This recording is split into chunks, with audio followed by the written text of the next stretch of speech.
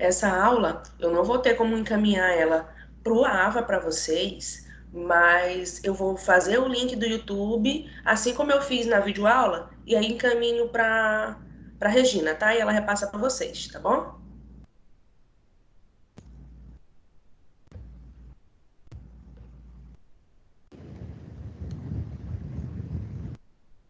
Só colocar os slides aqui.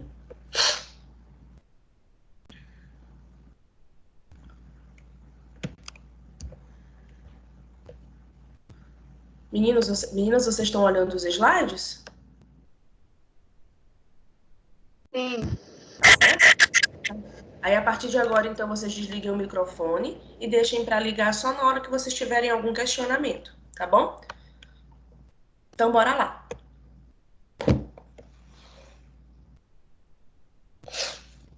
A gente vai falar o nosso conteúdo, então, de hoje relacionado ao sistema esquelético, tá? Para finalizar o conteúdo de sistema esquelético, a gente vai falar sobre a morfofisiologia e características anatômicas dos ossos e a divisão do esqueleto, tá? Então, esse conteúdo ele faz parte da unidade 2, seção 1 e seção 2, tá?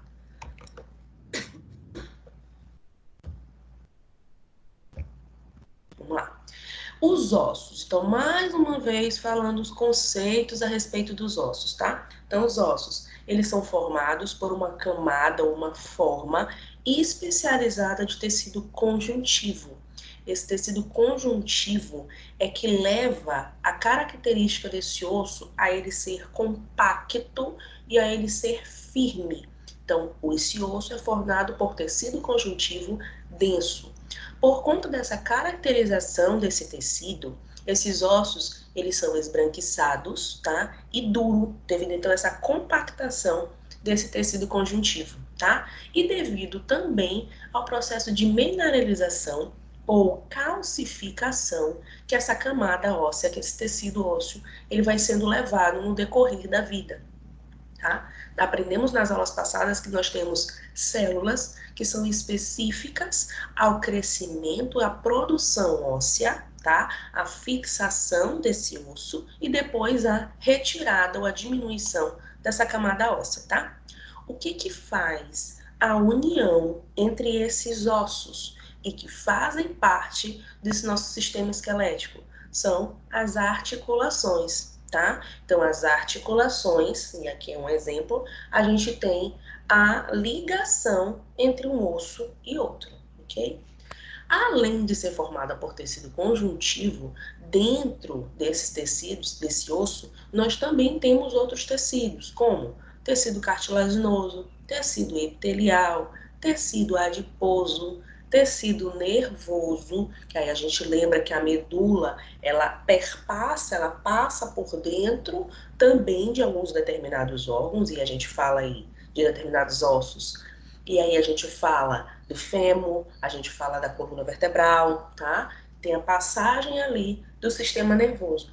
Bem como também eu tenho por meio desses ossos a passagem do tecido sanguíneo, tá? Que além dele fazer uma vascularização desse osso, a gente consegue também, através desse osso, conseguir com que esse sistema, com que esse tecido sanguíneo perpasse por todo o corpo desse paciente, dessa pessoa, tá?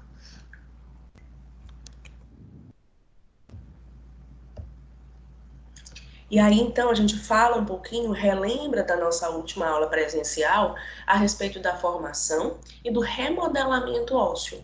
Para a formação desse osso, eu preciso das células primárias, eu preciso das células imaturas que fazem o processo de crescimento ósseo. Que célula é essa? Que célula é essa que faz a promoção desse crescimento ósseo? São as células osteogênicas, tá? Então, essas células osteogênicas são células troncos que se desenvolvem como osteoblasto, tá? Então, é a célula que vai me originar a célula madura do tecido ósseo. Que célula, aliás, a célula jovem, desculpa, troquei. A célula jovem. Que célula jovem é essa do tecido ósseo? O osteoblasto, tá? Então, esse osteoblasto é que vai formar o tecido ósseo. Ei, eu vou ter apenas um osteoblasto? Não. Uma célula osteogênica, ela origina vários osteoblastos, tá? Bem como vários osteoblastos fazem a origem de vários osteócitos, tá? Então, os osteoblastos seriam as células maturas, as células jovens, para a formação desse tecido ósseo, ok? E o osteócito? Então, o osteócito já seria aquela célula madura, tá? É a célula de fixação desse tecido. E o osteoclasto, ele é responsável pela reabsorção desse tecido ósseo. Então, dentro da formação e do remodelamento ósseo, nós temos 4 tipos celulares. Quais são eles? Célula osteogênica, osteoblasto, osteócito e osteoclasto. Qual que é a função de cada uma? A célula osteogênica é desenvolver a célula primária que faz a origem das células jovens, tá? Então, as células osteogênicas têm por função a origem dos osteoblastos, tá? E os osteoblastos são as células jovens que formam esse tecido ósseo. O osteócito, então, já é a célula madura, tá? E ela mantém esse tecido, deixa esse tecido íntegro, e os osteoclastos são responsáveis pela reabsorção desse tecido ósseo, ok? Essa imagem aqui, eu acho que até deveria ter tirado esse slide, porque eu acabei explicando nele todinho no slide anterior. Então, a gente tem a célula osteogênica, por seguinte, temos o osteoblasto, o osteócito e o osteoclasto. Cada um com a sua função, cada uma com a sua delimitação na formação desse tecido ósseo, ok? Bom, para que eu tenha um processo de estruturação óssea, para que esse meu osso ele consiga ser efetivamente positivo, que ele funcione da forma positiva para sustentação, proteção e absorção de alguns determinados tecidos, eu preciso fazer o processo de irrigação, tá? Como é que eu faço esse processo de irrigação, de nutrição desse nosso tecido ósseo? Eu faço através de canais, que eles chamam de canais de Volkmann ou canais de Averes, tá? Esses canais, Professor, nada mais... Oi. rapidinho, tem aluno que está querendo entrar e não está conseguindo. Fala sério. Dê uma olhadinha aí, por favor. Deixa eu olhar.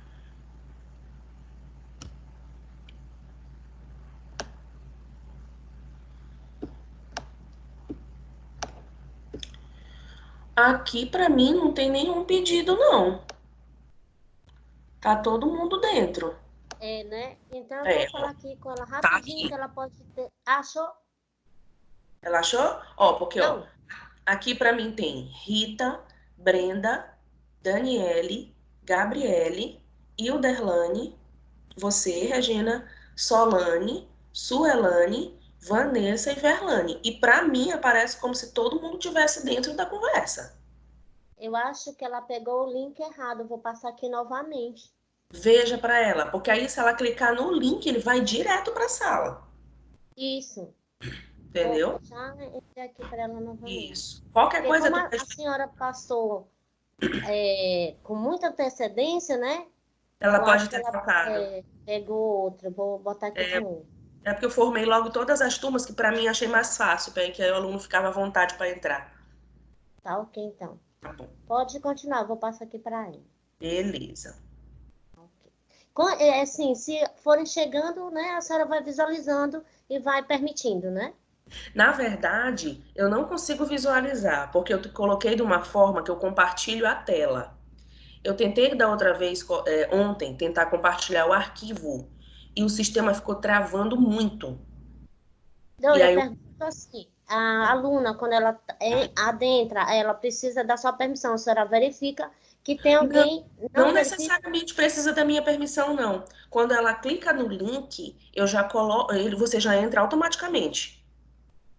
Não precisa de permissão, não. Ah, sim, tem alguns casos em específico que É. pede a solicitação, mas vocês todos entraram direto. Eu nem precisei fazer nada, não. Ah, então tá ok. Tá Tá, bom? vamos aguardar. Mas aí qualquer coisa tu pode parar aqui e me avisar. Tudo bem. Tá? Obrigada. Ah, Tá, então aqui, até formação e remodulação, tá tranquilo? A gente consegue compreender os tipos celulares e fazer a demonstração de cada uma, a caracterização de cada uma, tá bom? Então, bora continuar na irrigação, né? Que é o que a gente estava falando agora. Então, para eu fazer esse processo de irrigação, eu preciso desses canais. O sistema, tanto no sistema linfático quanto o tecido sanguíneo, ele não consegue adentrar nesse tecido propriamente dito assim, se eu não tiver esses canais, se eu não tiver por onde ele passar, tá? Então, aqui seriam esses canais que a gente está falando para vocês, tá? Esse sistema ele não fica solto dentro do osso, então ele fica específico dentro desses canais, tá? Que a gente chama de canal de Averes e o sistema de Averes, bem como o canal de Volkmann, tá? Então ele serve para proteger, para guardar esse sistema, esses vasos sanguíneos que passam ali naquele osso, tá?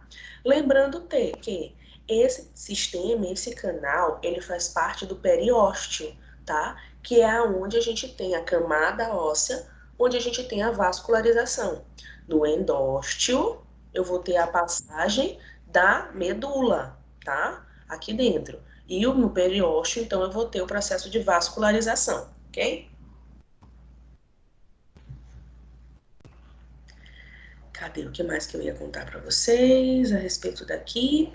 E aí fazendo uma menção à separação desse nosso tecido ósseo, tá? Lembra que eu tenho na porção externa, eu tenho esse osso mais compactado e na porção interna eu tenho esse osso mais esponjoso.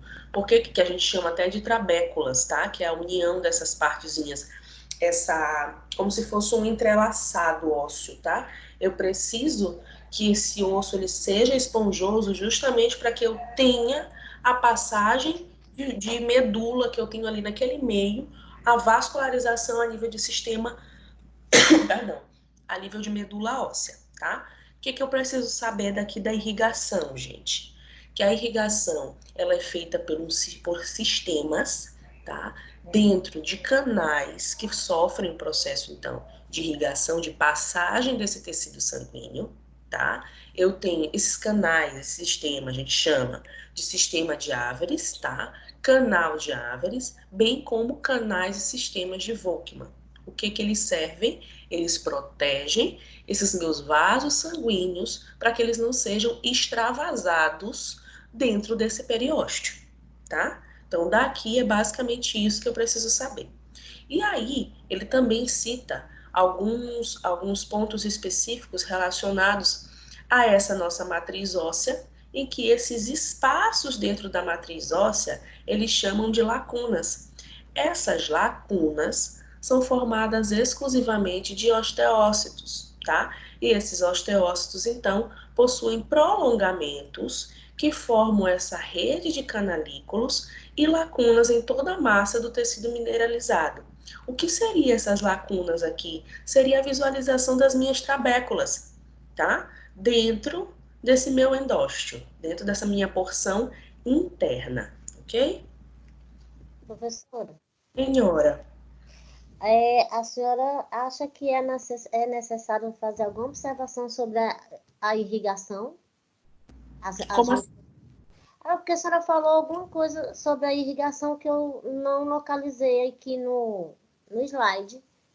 Não precisa não, né? Não tá aparecendo o slide da irrigação para ti? Não, não aparece, não.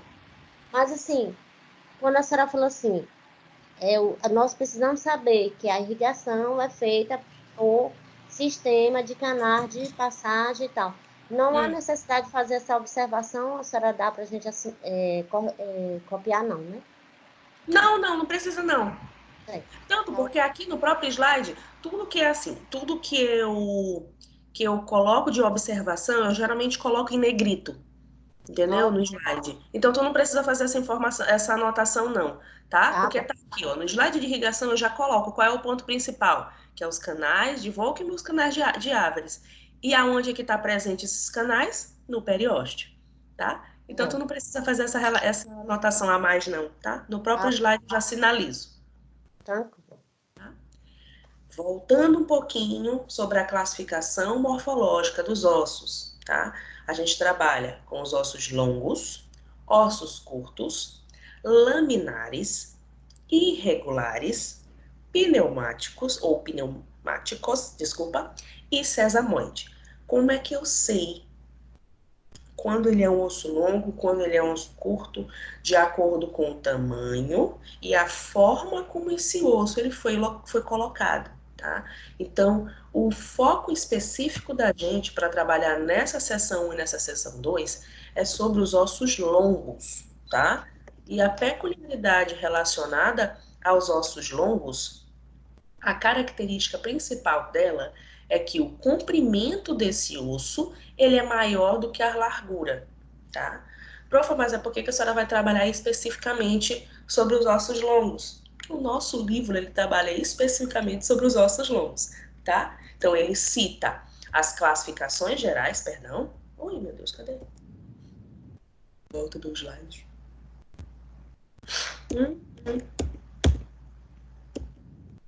Um minutinho, gente. Ok. Deixa o computador. A lucidez. Então, ele cita pra gente a classificação morfológica, mas a gente vai trabalhar especificamente sobre os ossos longos, tá bom?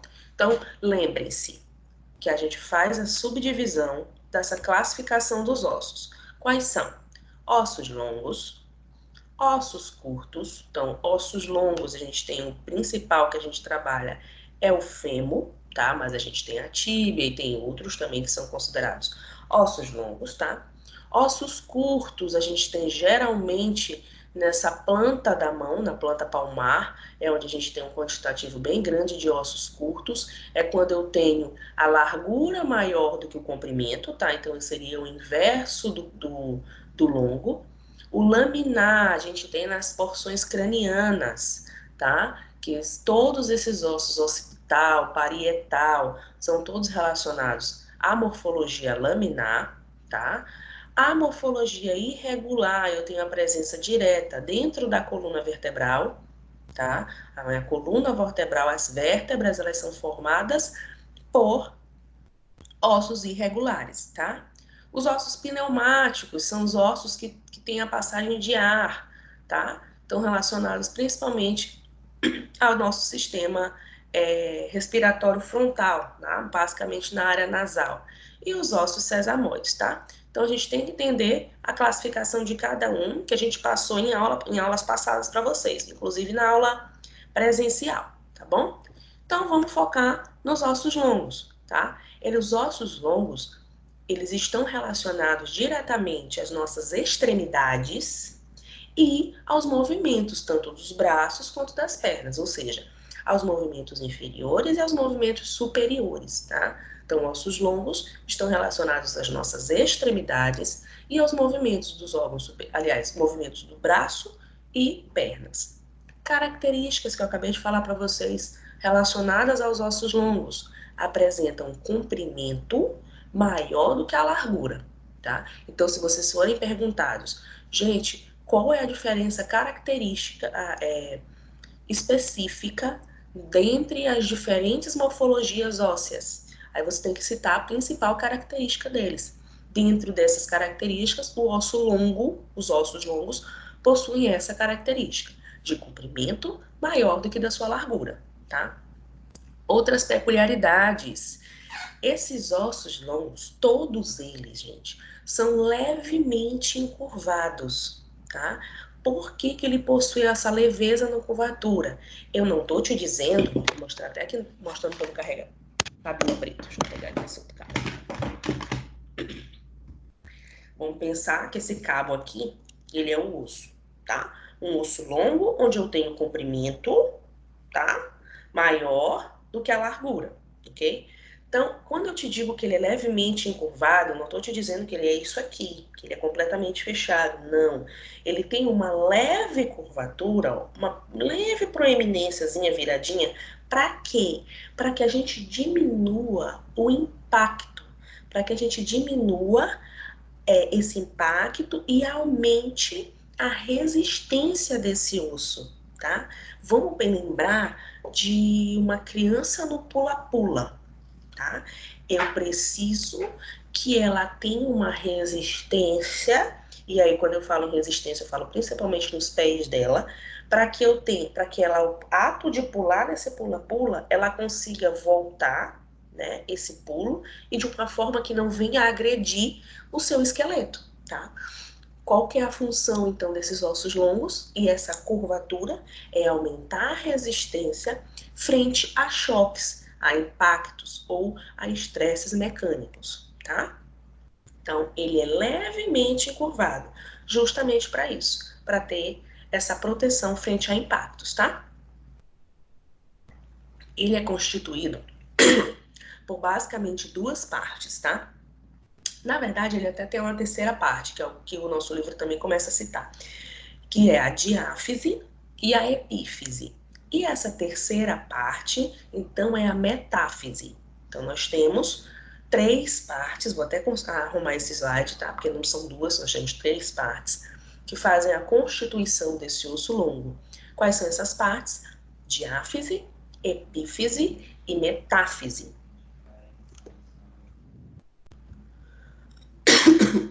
Então, falando um pouquinho sobre cada parte desse corpo. Deixa eu tirar aqui.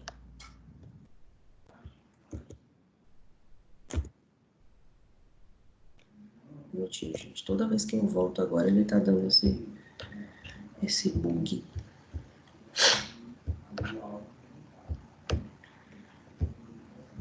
Então, as partes...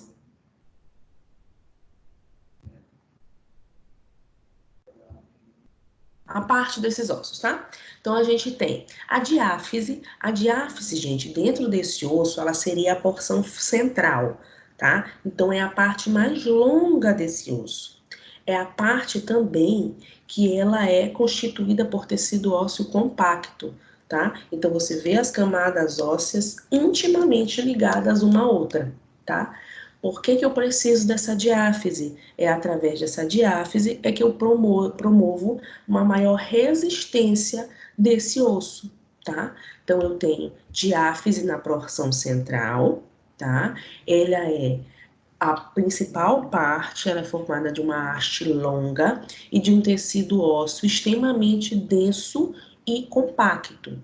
Por que eu preciso dessa compactação? Para que eu tenha uma maior resistência desse osso longo, ok? A epífise, ou as epífises, tá? Porque a gente tem duas epífises quando tem relacionado a uma diáfise, tá? Então, as epífises são as extremidades desse osso, tá? Perdão, gente. São as extremidades desse osso. E geralmente essas epífises, elas são levemente alongadas, tá?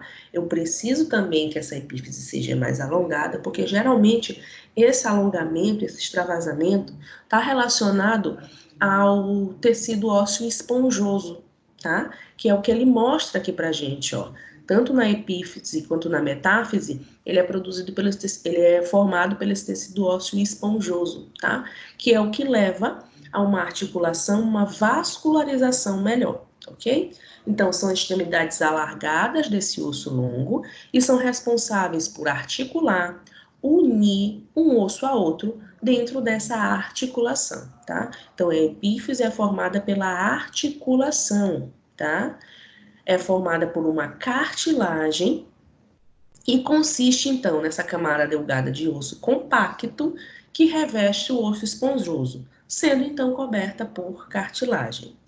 Lembre-se que eu tenho uma diáfise para duas epífises, porque as epífises estão nas extremidades desse osso, tá?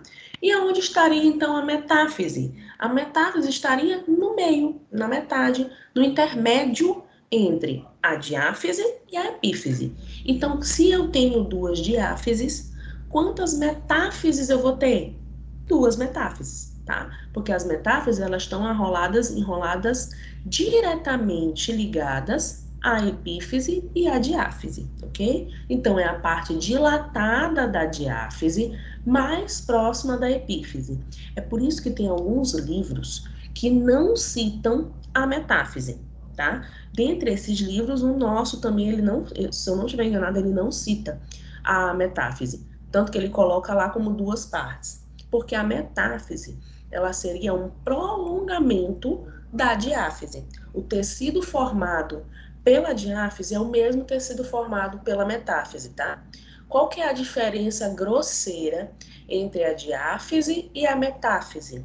É na metáfise que eu consigo ter o maior quantitativo vascular. É até na metáfise que eu tenho vascularização, tá? Ou seja, eu Professora, tenho... Diga. tem um aluno que está dizendo que não está conseguindo entrar também. Ele está dizendo que está na lista de espera para a senhora confirmar. Ai, gente, deixa eu ver aqui se ele aparece para mim. Tá, mostrar. No momento 14. Eita, Brenda, nanana. Pergunta para ele se ele entrou pelo link. Ou ele entrou pelo código da equipe. Deixa eu ver bem que se eu mandei o código da equipe para Regina. Foi pelo link, porque não tem nenhum código lá, não. Eu não mandei, não, acho que eu não mandei o código para vocês, não. Mandei só o link. Mandou o código também. Eu mandei o código? É. A aluna que estava com dificuldade já entrou faz tempo, viu, professor? Foi, né? Então pede para ele sair e tentar entrar de novo, para ver se ele consegue. Assim que ela fez, Regina, só saiu e entrou? Eu nem sei o que ela fez, só sei que quando eu acabei de falar com a senhora, ela já tinha conseguido entrar. Agora eu não sei quem é para ele falar com a Gabriela. É Lucas. Para ver como ela fez. Lucas. Pergunta para Gabriele como foi que ela fez. Eu entrei pelo link, ele tá dizendo que entrou também pelo link, mas tá na espera. Pior Gabriele, porque Oi. parece. Eu postei no grupo o link novamente agora, pouco. Eu falei pra ele sair e entrar de novo. Isso, ótimo. Aí qualquer coisa me dá um oizinho aqui de novo, tá bom? Certo. Beleza até aqui?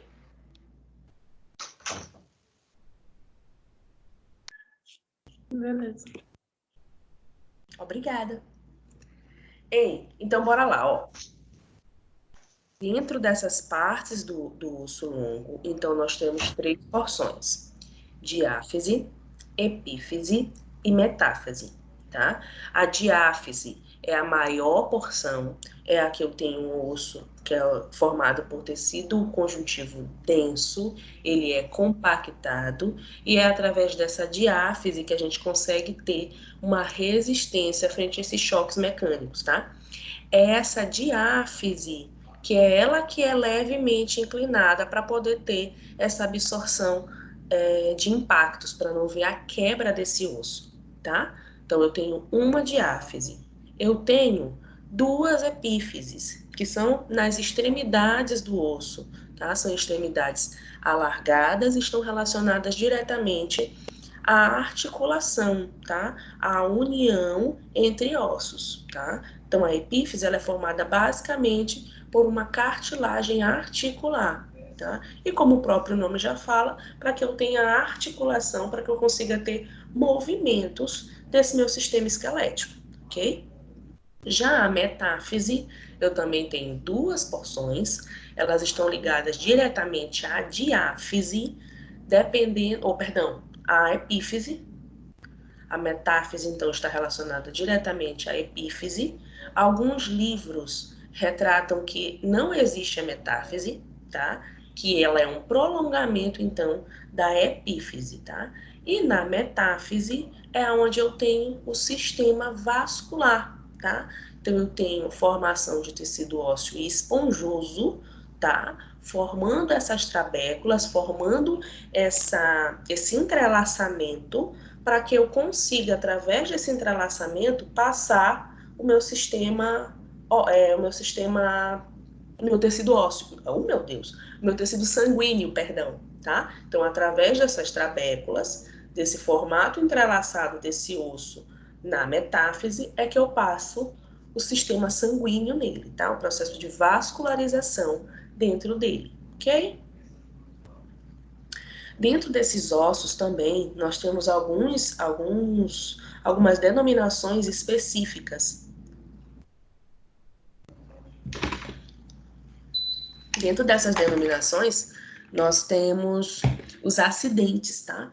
Então, os acidentes ósseos. O que são esses acidentes ósseos? Eles são modificações nas formações ósseas que servem basicamente para penetração ou passagem de algumas estruturas, tá? Então, a penetração é quando eu consigo encaixar um ao outro, tá? Um osso em outra articulação, então isso serve para penetração, tá? E a passagem é quando eu consigo, através dele, passar tanto o sistema nervoso quanto o tecido sanguíneo, a gente consegue passar através desses acidentes, tá?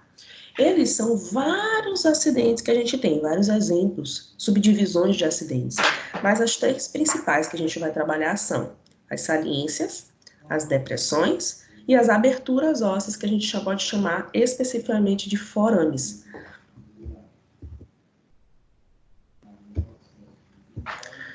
Então, falando um pouquinho sobre os acidentes ósseos e vamos citar as saliências, tá? O que são as saliências? Elas dispõem para articular os ossos entre si ou para fixação de músculos, ligamentos, cartilagens ou fáscias. Então, a saliência seria uma exteriorização desse osso para facilitar com que ele consiga se articular frente a outro osso. Tá? Então, aqui, pensem que o meu braço, ele seria o fêmur, tá? Citando o exemplo. Então, a saliência, esse acidente ósseo dentro do fêmur, seria justamente a cabeça desse fêmur. Por quê? Porque ele consegue encaixar essa forma como ele está disposto, ele consegue encaixar na bacia, e aí eu consigo fazer o movimento articular desse fêmur. Então, eu só consigo movimentar a minha perna porque eu tenho essa saliência nesse osso que consegue fazer, então, esse processo de articulação, de movimento frente a outro osso, tá? Esse foi o exemplo que eu citei de saliência articular, ou seja, essa saliência ela tem função de movimentação, de articulação desse osso, tá? E saliência não articular é quando esse osso, então, quando essas elevações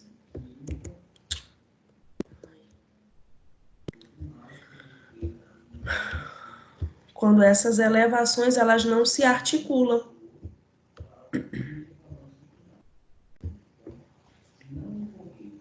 Tá? E dentro dessas saliências não articulares, nós temos, mas que coisa, tá?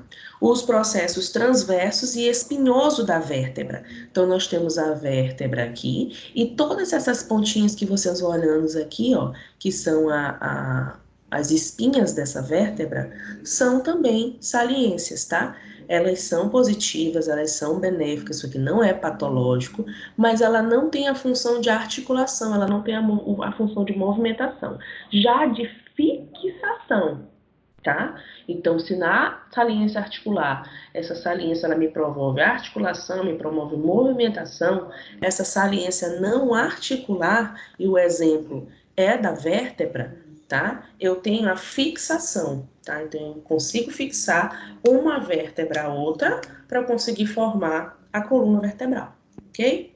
Acidente ósseo, saliência, é quando eu tenho uma extravasação, um extravasamento dessa camada óssea para articulação ou fixação.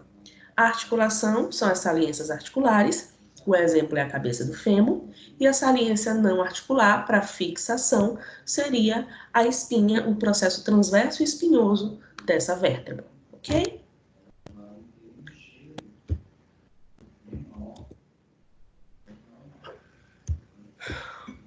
As depressões, elas são muito semelhantes às saliências e a gente divide elas também em articular e não articular. A depressão, na verdade, ela seria o contrário da saliência.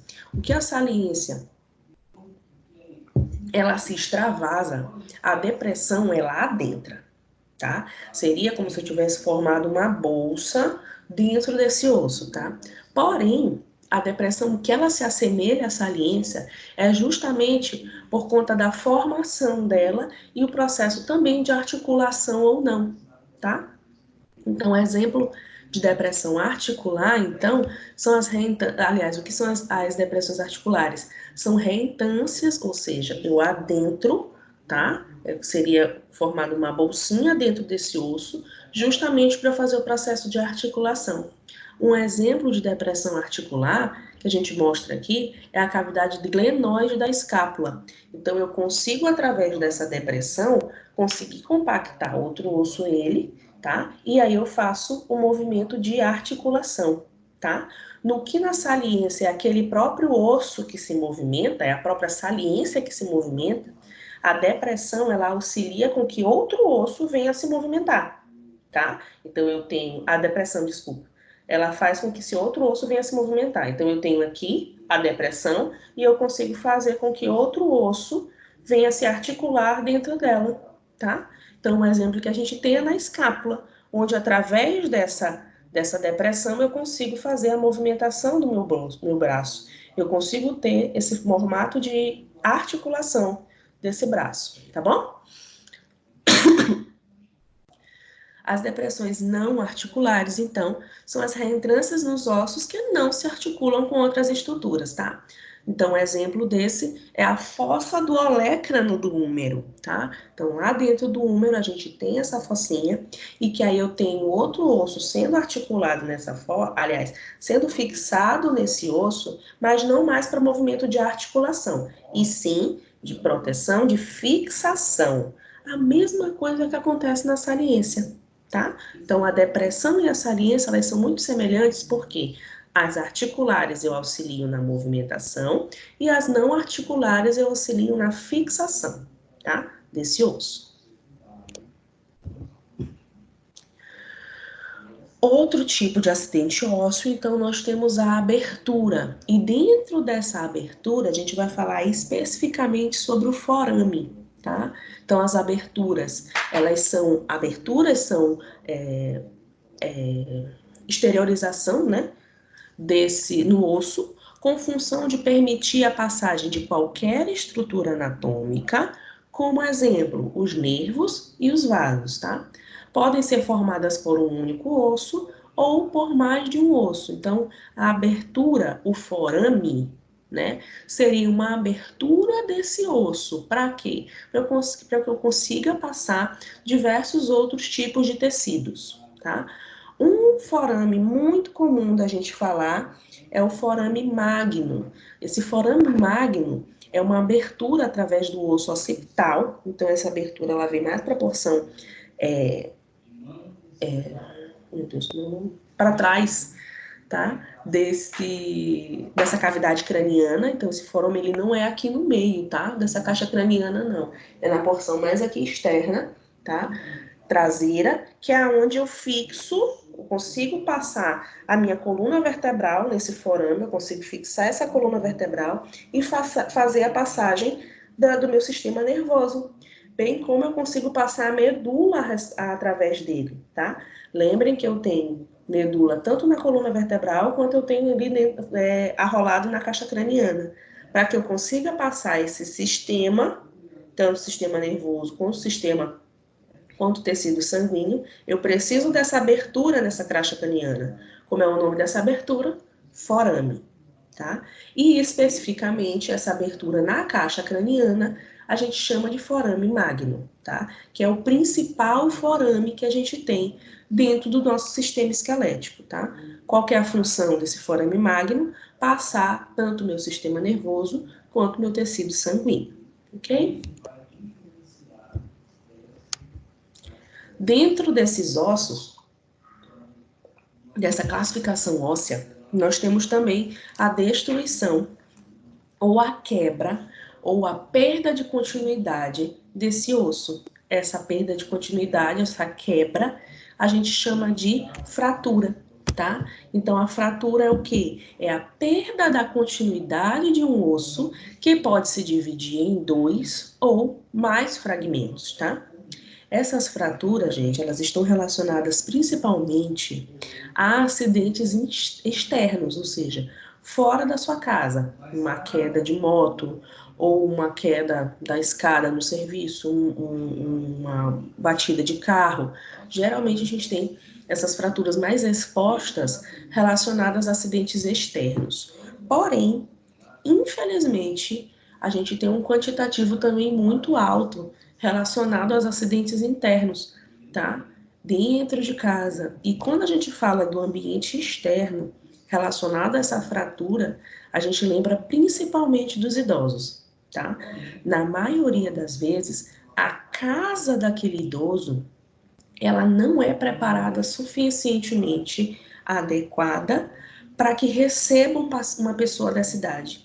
Então, tu vais olhar na maioria dos banheiros de idosos, ou o banheiro é pequeno, ou a porta não é larga, ou não tem estruturas de segurança para aquele idoso. A gente tem que pensar que o osso desse idoso, ele já é um osso mais fraco, tá? Ele vai perdendo a compactação daquele tecido conjuntivo denso e ele vai se tornando esponjoso, tá? Só que ele passa por um processo de estruturação a nível de camada esponjosa que pode a qualquer momento debilitar ou quebrar aquele osso. Se eu não tenho mais tecido conjuntivo denso, compacto ali, eu não tenho mais resistência. Se eu não tenho mais resistência, a qualquer momento aquele osso pode quebrar, tá? O que acontece com os idosos dentro de casa? Na maioria das vezes, são fraturas que não são expostas, tá? E esse que é o perigo, porque quando você vê a quebra desse osso, você sabe, você consegue visualizar e ter a dimensão do grau do estadiamento daquela fratura, tá?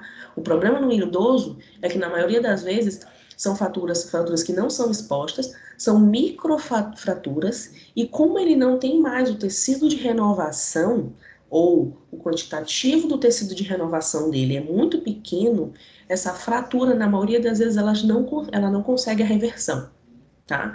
Então, a gente já viu idoso normal, perfeito, muito bem de saúde e ser hospitalizado por uma quebra de bacia ou uma quebra de fêmur discreta, lesões discretas, sem eu visualizar a quebra disposta propriamente dita daquele fêmur, no exemplo, tá bom?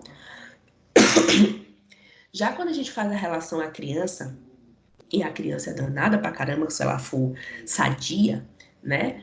Eles têm uma peculiaridade. Como a gente ainda tem a formação, então a gente ainda tem a presença de muita célula jovem, de muito osteoblasto ainda, por mais que aquela lesão ela seja grosseira, ela seja exposta, mas a criança, por conta das células jovens que ainda tem no seu tecido ósseo, o poder de regeneração dessa camada óssea é muito mais rápida, tá? Então, às vezes, a criança quebrou o braço, ela tá sentindo aquela dorzinha, mas a forma como esse tecido consegue o poder de regeneração é tão rápido que daqui a uma semana essa criança ela já tá normal, tá? Essas fraturas, elas podem ser de simples a fratura exposta, pode regredir espontaneamente, como no caso da criança, tá? Ou pode levar a casos cirúrgicos também, tá? Algumas causas dessas fraturas são quedas, são pancadas e relacionados principalmente aos idosos, as patologias, tá? Que é o foco principal, é a da osteoporose. Então aqui eu mostro para vocês duas imagens do tecido ósseo normal e do tecido ósseo com osteoporose, que foi o que eu acabei de falar para vocês. O tecido normal, ele tem a formação dessas trabéculas por conta justamente desse tecido conjuntivo esponjoso, tá?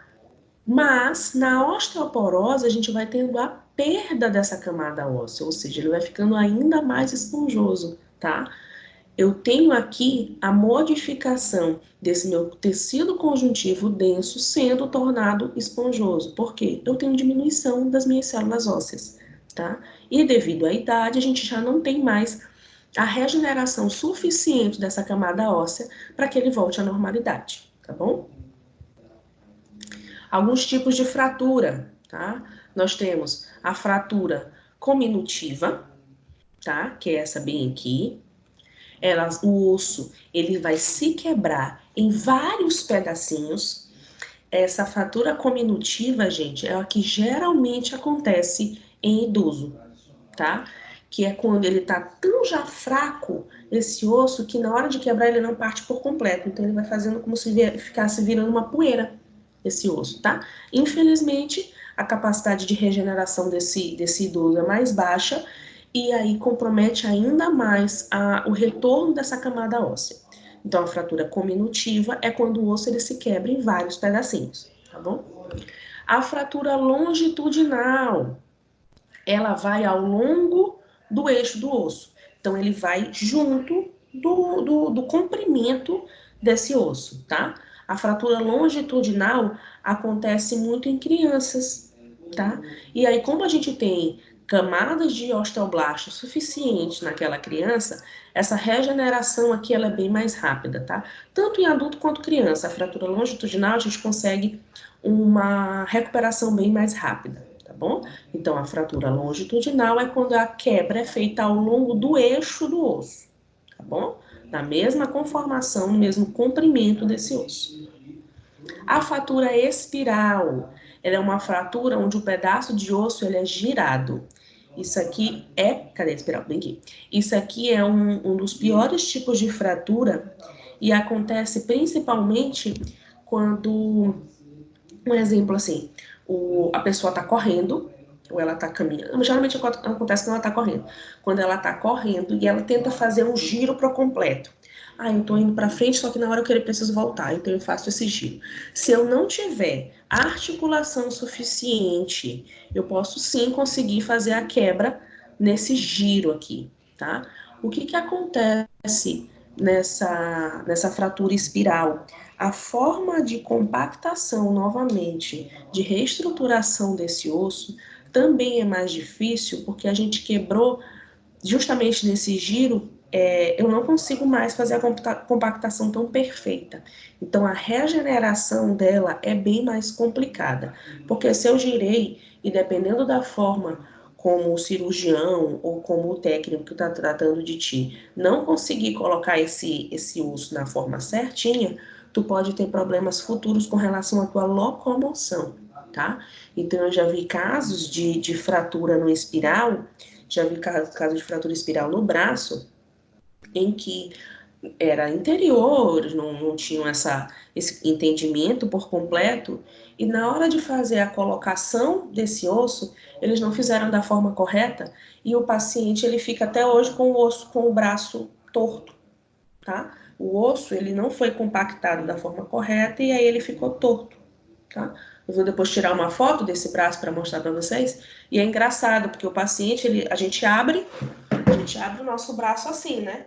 E é como se ele abrisse o braço dele da outra forma. Porque o osso dele foi compactado, foi regenerado da forma errada, tá? Dentro da fratura transversa, é o contrário da longitudinal, tá? Então, a transversa, o osso se quebra transversalmente em relação ao eixo, tá? A gente mostra aqui também as fraturas transversas para vocês, tá? Se a gente conseguir compactar, colocar esse osso certinho também aqui, ele fica bem perfeito. Essa transversa, ela acontece também muito em criança, tá? Já vi transversa em quebra de braço de criança, tá? E quando é na criança, a regeneração é bem melhor. E aí nós temos também a fratura oblíqua, que é quando o osso se quebra na diagonal. Aí nós temos a oblíqua desviada e a oblíqua exposta. A oblíqua desviada é quando a gente tem a separação por completa desse osso. Isso aqui acontece principalmente em acidente de moto, tá? A oblíqua desviada é quando eu tenho a soltura completa desses dois ossos, tá? Aliás, desse osso que se quebrou por completo. E a oblíqua exposta é quando ele não tem a separação por completa. Eu teria a fissura, mas eu não teria a exposição desse osso, tá? Outros exemplos de fratura nós temos fratura por avulsão, fratura por compressão, tá? Na compressão eu tenho esmagamento, isso é muito comum acontecer, essa fratura por compressão, nas vértebras, que aí pode te levar, dependendo da localização dessa fratura, ela pode te levar a uma paralisia ou uma tetraplegia, tá? Dependendo da localização dele. Então, geralmente é quando eu comprimo esse osso. Acontece isso aqui também muito comum em acidente de carro e acidentes de moto, tá? Devido a essa compressão. Fratura por luxação é uma fratura também bem comum. Ah, eu só luxei. É quando você só fez micro quebras. Não chegou a soltar esse osso por completo. É quando você só faz a micro lesão, tá bom? Fratura patológica, ela geralmente está relacionada a pacientes com osteoporose, tá? Então é bem comum também acontecer em idoso. Fratura em galho verde, que é quando esse osso apenas se deforma. E esse daqui é um tipo de fratura muito comum acontecer em criança. O exemplo que eu falei da criança é aquela criança esperta, serelepe, que vai pular na cama da mãe. E aí começa a pular. Graças a Deus, devido também à morfologia desse osso, ele só judia, né? Ele só deforma, mas ele não chega a quebrar. Porém, essa deformação, essas células, elas vão sentir essa pressão. Então, a gente começa a ter a liberação de fatores inflamatórios e que levam à dor daquela criança. Mas é aquela dor temporária, tá? Geralmente judia a musculatura que está ao redor desse osso, tá? Aí a gente tem fratura incompleta, fratura por separação óssea e fratura por estresse. Essa fratura por estresse ela é muito comum acontecer em atletas devido ao movimento repetitivo que aquele determinado atleta faz. E principalmente quando a gente está relacionado a esportes de grande impacto, em que aquele profissional ele quer também passar, extravasar o seu ápice, o seu limiar, tá? Então, quando ele extrapassa esse limiar dele de pressão, de atividade, a gente pode sim levar essas fraturas por estresse. É quando aquela articulação ela já está cansada, ela já está judiada de se fazer o mesmo movimento, tá? E aí eu posso ter a quebra justamente por conta do movimento repetitivo, tá bom?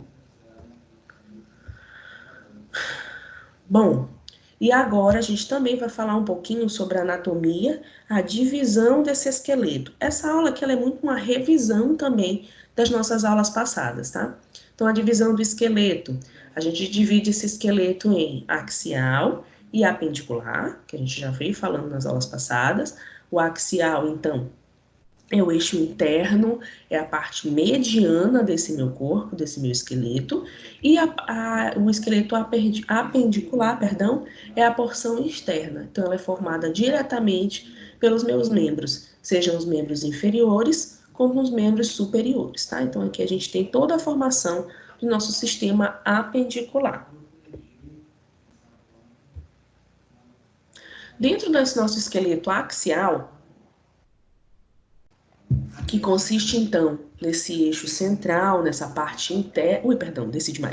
Nessa parte interna desse nosso esqueleto, ele é composto pelo quê? Pelos ossos da cabeça, pelos ossículos do ouvido. Então, a gente tem diversos ossos bem pequenos dentro desse nosso ouvido, tá? Estão relacionados principalmente ao nosso equilíbrio, tá? Aos ossos da coluna vertebral, externa e costelas. O foco do nosso livro é falar a respeito do crânio, tá? O crânio, então, ele possui mais ou menos 22 ossos separados ao longo de linhas chamadas de suturas, tá? Essas suturas, elas são muito nítidas no bebê, tá? No RN, que é quando a gente visualiza a tal da muleira do menino, tá? Que é quando a gente tem ainda a separação desse osso. Isso é positivo? É, tá? Porque essa separação, essa sutura, faz com que a gente consiga ter flexibilidade nessa caixa craniana nesses primeiros dias do bebê. Para quê? Qual que é o objetivo disso? É para que ele consiga passar na cavidade vaginal, tá? Então, a gente tem a compactação desse crânio, o fecho, toda essa estrutura para ele passar na cavidade vaginal e aí depois, fisiologicamente, ele volta ao normal. Com o tempo, é que essas suturas elas vão começando a ser ligadas, começar a ser fechada. E aí você já não sente mais a muleira, você não sente mais a separação dessa caixa craniana, tá? Então, o certo é que com o tempo, no decorrer da vida dessa criança, vá assumindo essa muleira, tá? Então, geralmente, essa separação, ela é ligada, na verdade, lá por volta de 1 ano e pouco a 2 anos dessa criança. Vai depender muito da morfologia dela, tá bom? Os principais ossos do crânio, após essa sutura, então, nós temos os ossos parietais, os ossos temporais, maxilares, zigomáticos, nasais e palatinos, tá? Então, todo isso aqui, todos esses ossos da estrutura craniana são os principais. Quais são eles? Parietais, temporais, maxilares, zigomáticos, nasais e palatinos. Aqui a gente tem uma peculiaridade relacionada ao nosso esqueleto axial, que é a formação do externo e da costela, tá? Então, o externo é esse osso bem aqui, que fica na parte frontal do nosso peitoral, tá? O externo e a costela, eles têm a função direta de proteção dos nossos órgãos vitais, tá? Tem a proteção, então, do coração, dos pulmões, tá? Ainda consigo pegar um pedacinho do fígado aqui também protegido pela costela, mas a principal função da costela e do externo é fazer proteção. Próximo a esse externo, mas vinculado à nossa vértebra, a gente tem duas costelinhas que a gente chama de costelas flutuantes. Geralmente essas costelas flutuantes, elas são o quê? Elas são vinculadas na vértebra, ela segura lá atrás na vértebra, né? Mas ela não se cola aqui no externo, ela não consegue chegar a sua estruturação até colar aqui no externo, tá? Geralmente, essas costelas flutuantes, quem possui elas são homens, devido ao aporte físico desse homem, né? Então, ele precisa de um tamanho maior no seu peitoral para fazer a proteção desses órgãos vitais, tá? Não estou dizendo que mulher não venha a ter, pode ter, mas é mais comum a gente visualizar essas costelas flutuantes nos homens, tá? Por que elas têm esse nome de flutuante? Porque ela não tem ligação, ela não tem fixação ao externo.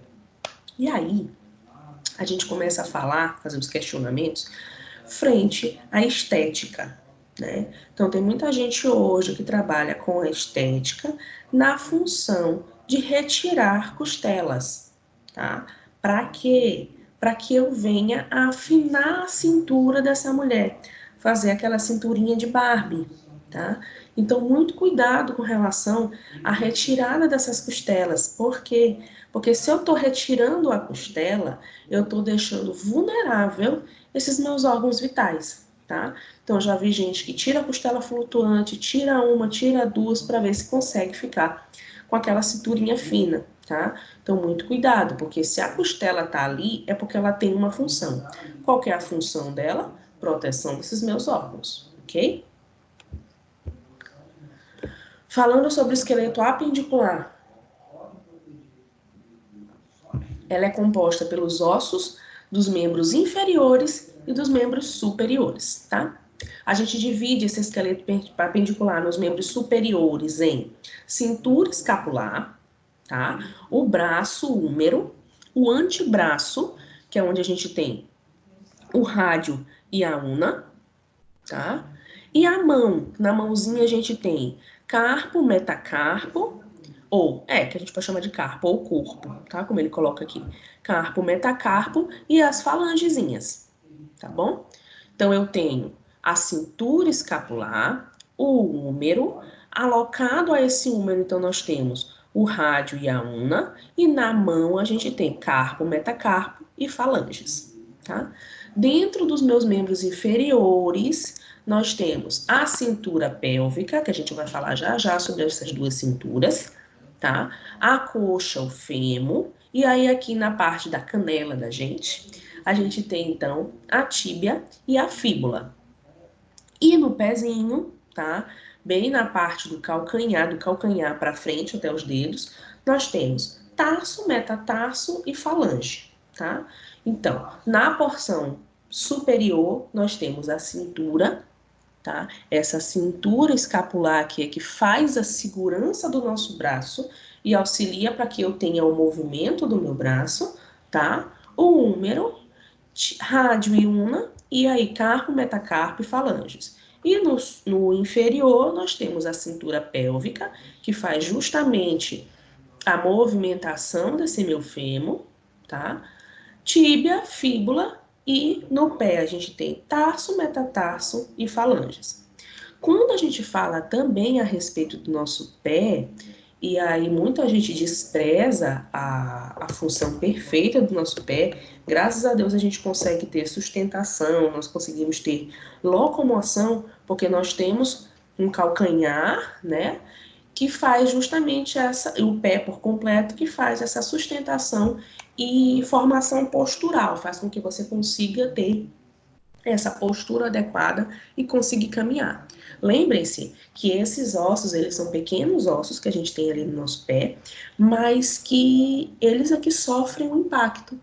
Então, se você é gordinho ou se você está carregando muito peso em cima de você, é justamente, aliás, você enfraquece, você deixa com que essa musculatura do teu pé fique um pouco mais frouxa e que você deixe sua camada óssea também mais vulnerável, tá? Então, vamos cuidar do nosso pé, vamos fazer o processo de alongamento correto para você começar uma caminhada, você começar uma corrida, você iniciar uma academia, você iniciar um simples pilates, que muita gente acha que o pilates é muito simples. O pilates não é simples, a gente tem movimentação esquelética e movimentação muscular seríssima ali.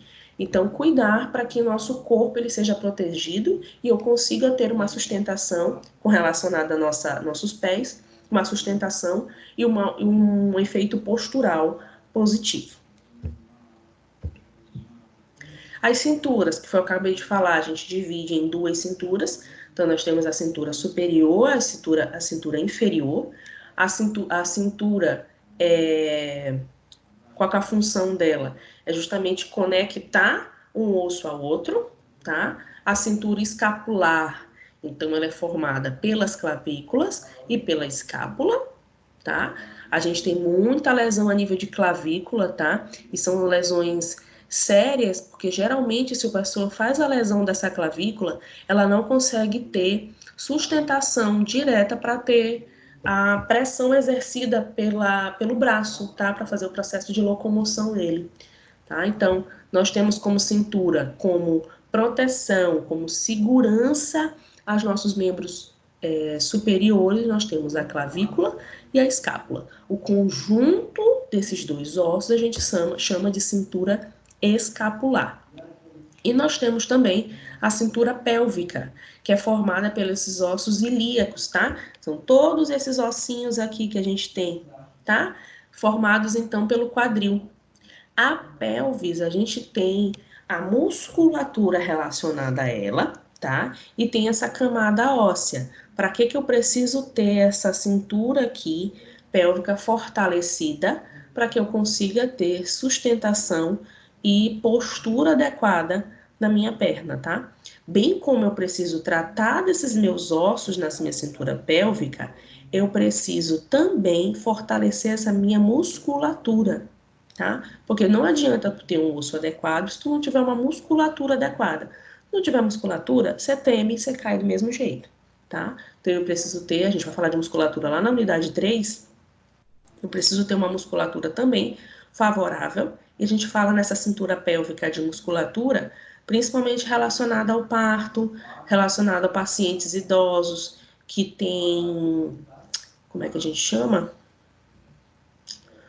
Ô, gente, que eles falam que eles chamam de bexiga baixa, que é quando a gente não tem o fortalecimento dessa nossa musculatura pélvica aqui, tá? Então, falando a nível de osso, essa cintura pélvica serve basicamente para sustentação das minhas pernas, dos meus membros inferiores, ok?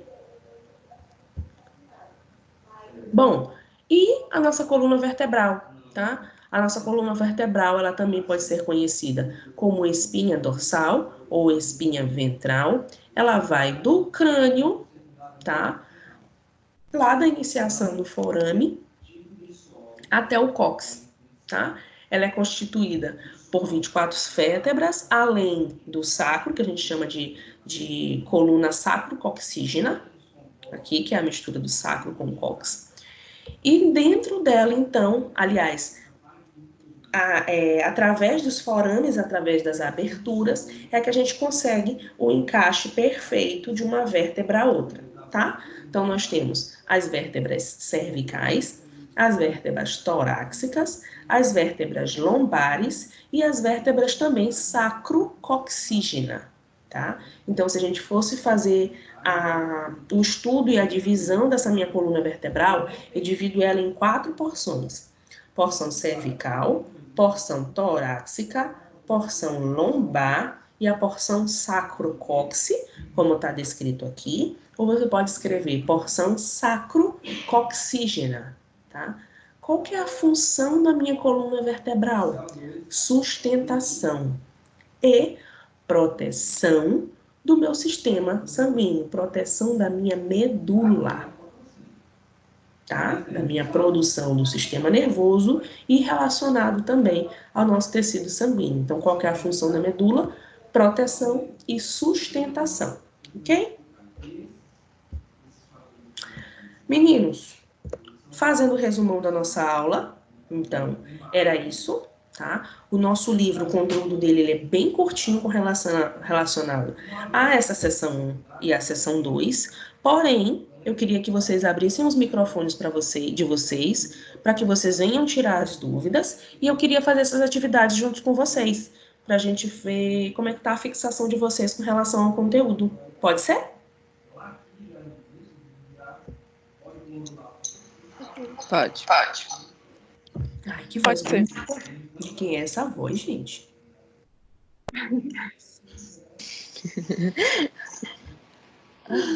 Ai, ei, bora. Meleca! Desculpa.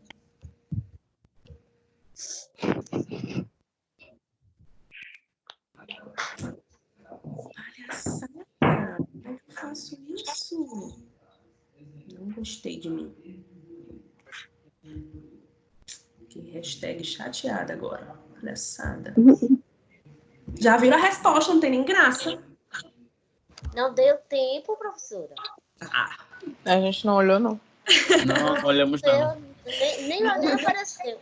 Não deu tempo. então, bora lá. Ó, primeira atividade. Um osso longo, eu falei isso bastante. Um osso longo, ele é dividido em A, 2 diáfises, 2 metáfises e uma epífise. B, 2 epífises, 2 metáfises e uma diáfise. C, 2 metáfises, uma diáfise e uma metáfise. D, 2 epífises, uma metáfise e uma diáfise. Ou E, 2 diáfises, uma metáfise e uma epífise. Lembrem lá do ossinho das 3 estruturas. A, B ou C?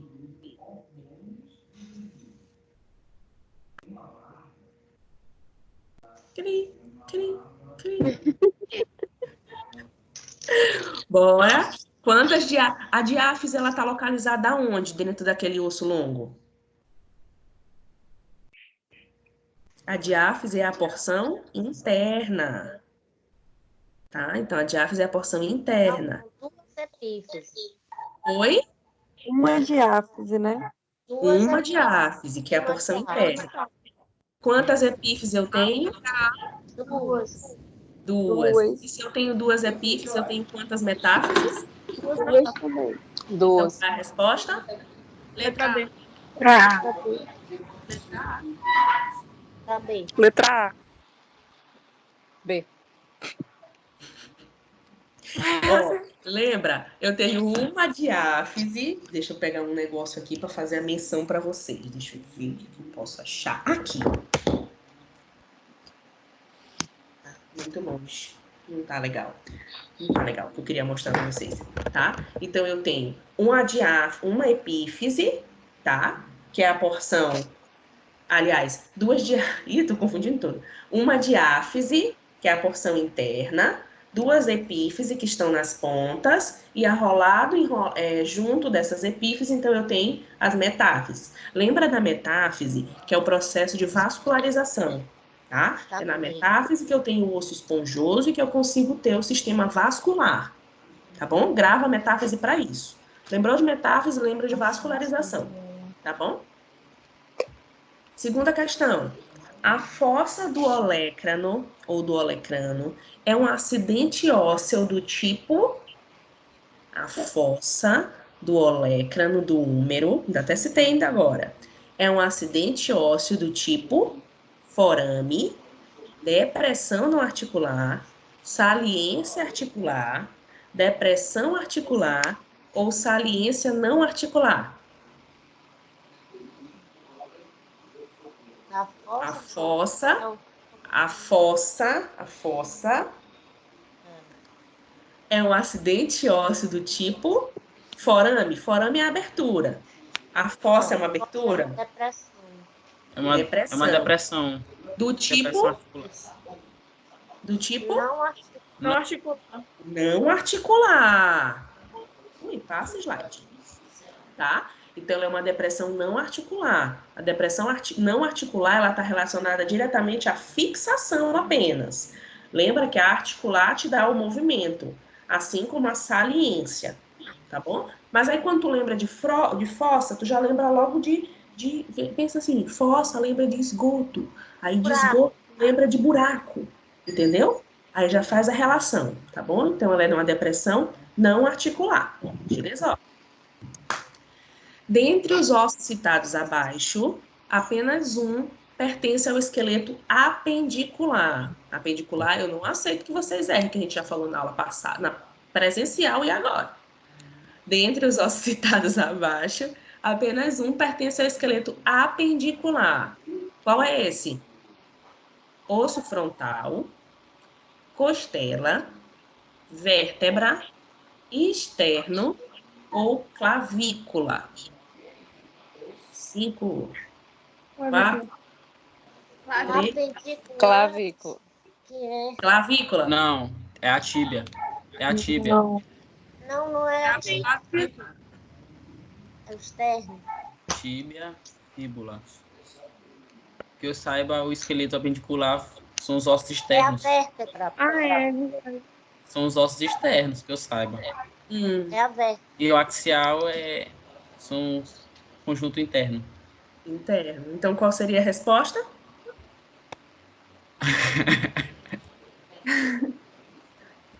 Acertei. Mas agora até eu fiquei aqui. Eu tava olhando a segunda. Não, gente, ó. Ei, peraí, é a clavícula. Por isso que eu tava estranho. Apesar dela parecer interna, mas ela faz a sustentação dos externos. Ela faz a sustentação do apendicular. Mas eu me confundo também agora, tá? Então, apesar dela estar dentro do axial, se a gente fosse pensar, né, fazendo a porção interna, mas é ela que faz a sustentação do externo, tá? Aliás, do apendicular. Então, ela é apendicular, tá bom? Osso frontal, axial, óbvio. Costela, axial, óbvio. Vértebra atrás, bem óbvio. E o externo é esse osso bem aqui no meio. Então, ele é óbvio que é axial, tá? Até por eliminação, a gente jogaria a clavícula, tá bom? Lembrem-se que as cinturas, tanto superior quanto inferior, fazem parte do esqueleto apendicular. Beleza? Gostei dessa. 2. Eu tava lendo a segunda já. Tá. Eu realmente entendi, porque tu tava falando uma coisa nada a ver. Eu digo, dentre os ossos abaixo, aqueles que não se encontram no esqueleto apendicular. Qual é a resposta? Letra A. Sacro. Letra A, sacro. Correto, tá? Então, húmero, fíbula, rádio e tíbia, todos eles fazem parte certinho do esqueleto apendicular, tá bom? Terceira, em relação às costelas, não podemos afirmar que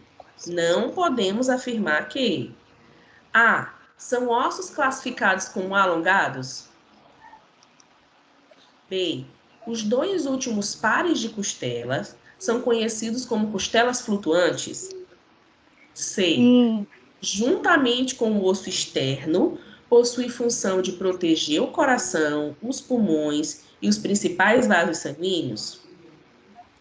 D, as costelas flutuantes, assim como são conhecidas, são ligadas ao externo, mas não se liga à coluna vertebral. E a maioria das pessoas possui 12 pares de costela. Isso aqui eu já digo logo para vocês que é verdadeiro. Eu acabei não falando lá para vocês, tá? A gente tem 12 pares de costela. Então, essa daqui é verdadeira. Qual seria a falsa, então, daqui, gente? Tirem a letra E. A letra D. Letra D. A costela é alongado? A costela é alongado, gente. Tá? A letra B. Os dois últimos pares são costelas flutuantes? São, falei para vocês. Então, a alternativa era a letra D, tá? Elas são conhecidas como flutuantes, tá certa? Mas ela não é ligada ao externo. Gente, ó, isso aqui foi erro do próprio livro, tá? Esse externo aqui, ele é com S, não é com X não, tá bom? É da forma como tá escrito aqui no primeiro. Tá? Mas ela não se liga ao externo, ela é solta ao externo, ela é ligada na vértebra, na coluna vertebral, tá bom? E a última pergunta, quais são as funções do sistema esquelético? E aí, agora eu quero que vocês falem. Sustentação. Sustentação. O que mais? Proteção. Proteção contra choques mecânicos. Proteção contra... mais o quê? Proteção, sustentação. E o que mais que eu tenho? Tem um... Promover a movimentação. Também. Mas está faltando mais um. O que é que passa... Vou dar logo a cola. O que é que passa dentro do fêmur? O que é que passa dentro da coluna vertebral? Medula óssea. Então, qual é a função do sistema esquelético frente a essa medula óssea? Condução. Armazenamento. Seria a proteção também, tá? Também poderia encaixar como proteção. Mas falando mais ainda, mais específico, é armazenar esse meu sistema nervoso, tá? Então, dentro da coluna vertebral, por exemplo, a gente tem o armazenamento através desse sistema esquelético. Bem como proteção também, tá certinho, tá bom? Então, a resposta é proteção, sustentação, a colega ainda agora falou de locomoção, tá? E o armazenamento de substância. Beleza? Beleza. Certo. Beleza. Gostei. Foi melhor do que eu Gostei. imaginei. Tá? Meu marido disse que eu sou doida, que eu fico colocando esses desenhinhos para vocês.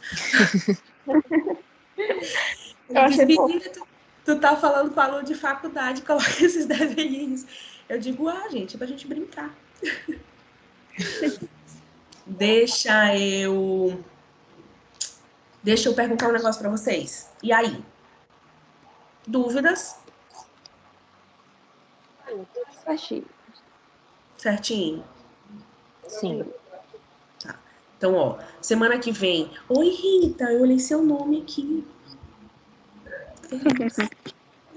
Ei, ó, semana que vem, então, a gente finaliza o conteúdo da nossa unidade 2, tá? Bem provavelmente eu devo passar para vocês uma atividade de avaliação continuada semana que vem, tá? Mas eu vou pensar num negocinho bem legal, ainda não consegui ainda matutar. Estava esperando finalizar sistema esquelético, que eu queria fazer uma atividade mais voltada ao sistema esquelético agora para vocês, tá bom? A nossa disciplina, gente, ela é a AMI, tá? Então, vocês têm por obrigação fazer as atividades do portal, tá? Eu não estou acompanhando vocês diretamente, mas eu estou o tempo todo pedindo informações a respeito de vocês para a professora Marília, tá? Então, eu não tenho como acessar no portal, porque a disciplina de vocês, ela não está vinculada a mim. Mas, eu estou puxando a orelha o tempo todo, tá?